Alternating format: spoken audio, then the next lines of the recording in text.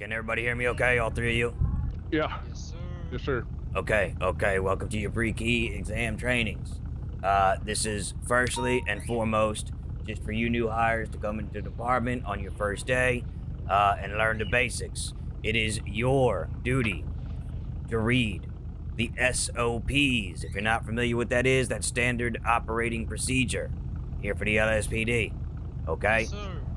I will take a wild guess and say you've already studied some of those because it is public knowledge. If you have not, get on it.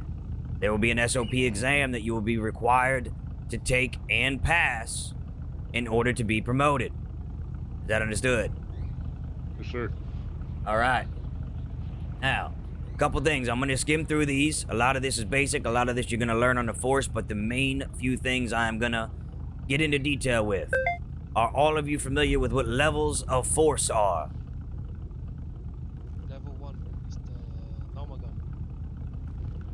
Yeah, everybody shout for me. Everybody shout. So There's 5 levels, guys. That's right. 5 levels, okay? Yep. obviously we have verbal force. Right? Mhm. That's the first level. Second Yeah. level is gonna be your taser. Okay. Third Alright, level. I'll pause you right there. I'll pause you right Yeah, there. pause 'em. All right, so... Yep, I'm going to stop you. Hold on. I'm going to pause you right there, okay? So, 5 levels. Level 1 is always going to be officer presence. You do not have to speak to be present. All right? Yep. Your presence should be enough for them to start complying. When they see the badge, they should start listening. They should understand. If they're in the area where a crime has been committed and an officer shows up and provides that officer presence, they should immediately start to stop any crime that they are doing and obey the law and or get the fuck out of there, correct? Yep. Right? And Yes, if they sir. are not, then we may have to move to level 2, which is then going to be our verbal awareness of our presence, right? So level 1 is officer presence, level 2 is verbal, a demand. Stop right there, put your hands up, put your weapon away, whatever it may be, a demand for them to comply with. Level 3 is hands-on and or physical, all right?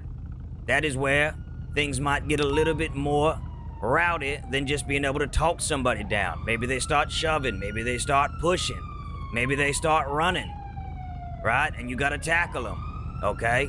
That is level 3, physical. Level 4 is non-lethal. Any PD-issued weapon that is non-lethal, your baton, your flashlight, your taser. If all else fails and you are fired upon, then we will resort to our last and final level of force, which is level 5. That is going to be lethal. That is your PD-issued firearm. You are never to pull that PD-issued firearm unless you are fired upon. Is that clear? Yes, sir. Yes, sir. Okay. Clear? So real quick. 1, presence. 2, verbal. 3, physical. 4, non-lethal. 5, lethal. Understood? Yes, sir. Perfect. Now, in your emails, your Discordian, there's a little bit of layout. I've shown you where to clock in and out. Be sure to do so. Read your SOPs. Make sure you understand the channels. Any evidence you receive, such as photographs, pictures of someone's contents within their backpack or pocket, that goes in evidence. Your mugshots go into mugshots filing. How they are shown. You will see examples. Follow those examples. Do not be special. Weapons licenses are the same. Mugshot, information, fingerprint, and what license they got. Are you all aware of the process of weapons license within this city? Yep. Yeah, 10,000 class 1. Anybody know what class 2 is? 60K, right? Very good, very good. go, Now, yeah. does one have to expunge their record if they have a criminal record in order to purchase a weapons license? That's a yes or no answer. Does one have to expunge their record in order to purchase a weapons license? Yes. Yes. Okay, does anybody know how much it costs to expunge your record? I want to take a guess, sir. 50,000. Little high. It's 5,000 per misdemeanor, 10,000 per felony. Okay? So if somebody has a F ton of felonies, they could pay up to $200, $250, $300,000 to clear their record. Understood? Yes, sir. All right, perfect. And those fines to clear your record are on top, in addition to that weapons license fee. Understood? Sir. Mm-hmm. Excellent. Speed limit in the city? What? Anybody know the speed limit in the Speed limit city? In the city. 100 k M. Whoa. Whoa. Speed limit within city limits. That's 65 if you don't know. 65. Yes. 85 on the I'm gonna highway. say 65. Yeah, 65 in the city, 85 on the highway. 85 in the highway. Yep. I was gonna say 85 too. All right, impound fees. Bike. These were just updated. So we as the PD have different impound fees than EMS, okay? So one of the biggest confusions here is, what is an impound fee for an illegal parked vehicle? Well, for us here at PD, that's $5,000 if we come across one. But if you find one at Pillbox, that could be up to $30,000 in impound fees depending on where that vehicle was illegally parked or abandoned. Understood? Yes, sir. Mm-hmm. Vehicle pursuit, $15,000. Selling drugs turned into a pursuit, $20,000. Pursuit turned into a shootout, $30,000. Any air vehicle illegally parked in a non-designated air vehicle, $100,000. If they have a license, $50,000. Do you all know the difference between reasonable suspicion and probable cause? Yep. Okay, I'm gonna take that as the truth, but I'm gonna give you examples. Reasonable suspicion would be that you suspect someone of a crime being committed or has been committed, but maybe you don't have evident proof. You guys understand that? Yep. Sir. Can you search someone's pockets on reasonable suspicion? No. Yes. Grant? Yes. Yes. Grant, what's your answer? I'm gonna say no. Okay. Whoever answered yes, you're incorrect. You cannot search pockets on reasonable suspicion.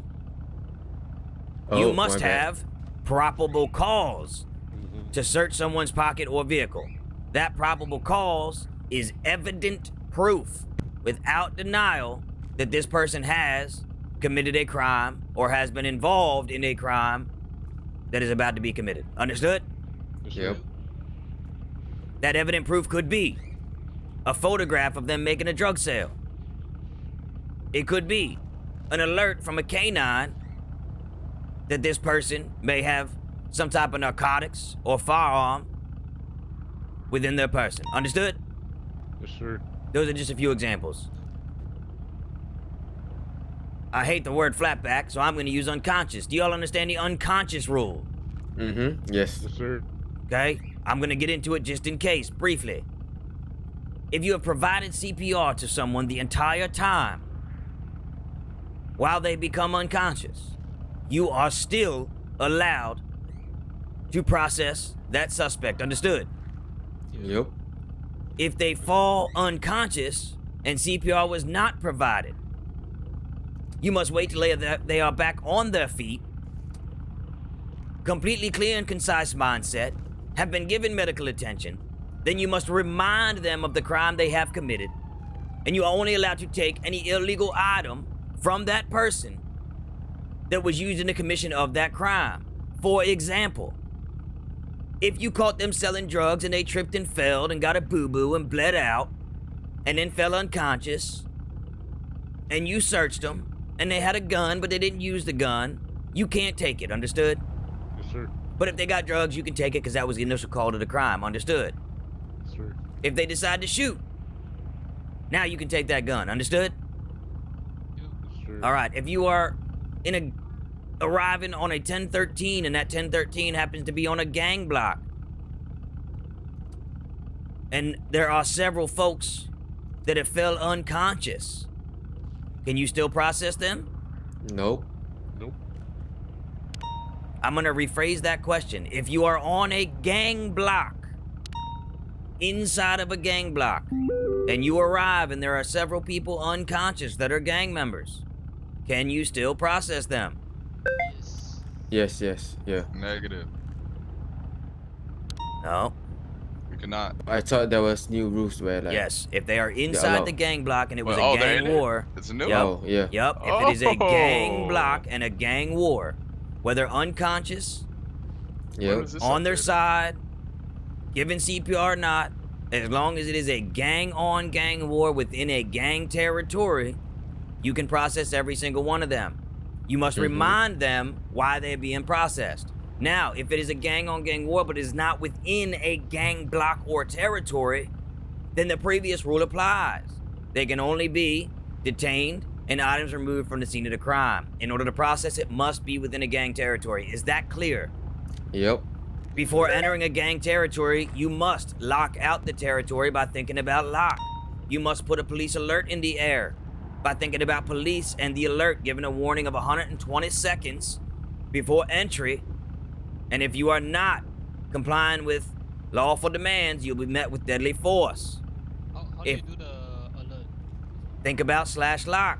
Think about /police and then type your alert. Okay? All right. All right. So /lock is going to lock it down. /police is going to allow you to write an alert out. Understood? Yes, sir. You guys got Yep. that? Yep. Okay. Now, if it is a turf war, right? A lockout is 120 seconds unless it is a turf war. Does anybody know how long we must wait before entering a turf war? No, sir. Once it's finished. 4 minutes. 120 seconds, 2 minutes for a normal lockout of a gang shooting. If it is a registered turf war, we must wait 4 full minutes before entering the premises. Is that understood? Yes, sir. That is the time of 2 locks. So put a lockdown, put an alert, put a lockdown, put an alert. On the second alert, you're right. This is your final 2-minute warning. Understood? Yes, sir. Thank you. In a vehicle pursuit, does anybody know the max amount of vehicles in a vehicle pursuit? Not officers, vehicles. One. In a normal non-code red, and I'll explain code red if you don't know, normal vehicle pursuit amount of vehicles allowed. One. 3. 3. If there is a 4th, they must run parallel and not attach. Understood? Yes, sir. There can be 4 officers in every car, but there can only be 3 cars. Understood? Yes, sir. Okay. If it's a code red is officer's life severely in danger and or that person has been considered code red due to endangering the public severely. How many officer patrol vehicles can be involved in a code red? 5. As many as it fucking takes. Damn, alright, relax. Damn. Alright, max T count is 10, understood? Yes, sir. Unless authorized by a higher command that we are in a code red officer down situation. If it's a code red officer down situation by gunfire, it is all officers on deck. I don't care if there's 22 of us on duty, understood? Yep. Sir. Understood, thank you. Alright, Miranda rights. I heard you guys whispering these on the way in. I'm gonna make sure you understand them loud and clear. You have the right to remain silent. Anything you say or do can and will be used against you in the court of law. You have the right to an attorney, but if you cannot afford one, one may be appointed to you by the city of Los Santos. Do you understand these rights or have any questions about these rights that have been provided to you today? Yes, sir. That loud and Sure. clear? Yes, Yep. sir. Or as I like to add in every now and then, you have the right to an attorney, but if your broke ass can't afford one, we'd be happy to provide one for you. I bet. Alright, gentlemen, that is going to be your quick flash drive on your pre-keys. We are going to get you set up with an FTO. We are going to get you out on the streets and begin your training. This is considered a training and ride-along. You, as cadets, are not to be alone in a patrol vehicle. Do you understand? Yes. Yes, sir. If there is not an FTO on for some reason, which is very rare lately, You must ride with another officer. You cannot drive by yourself as a yellow vest. Understood? Yes, sir. Yep. Sir. I do not want to see you on the street by yourself. Is that loud and clear? Loud and clear, sir. Thank you very much. Let's head to the armory. We got 10 minutes before the tsunami comes in and floods the entire city. Oh, gosh. Move your legs.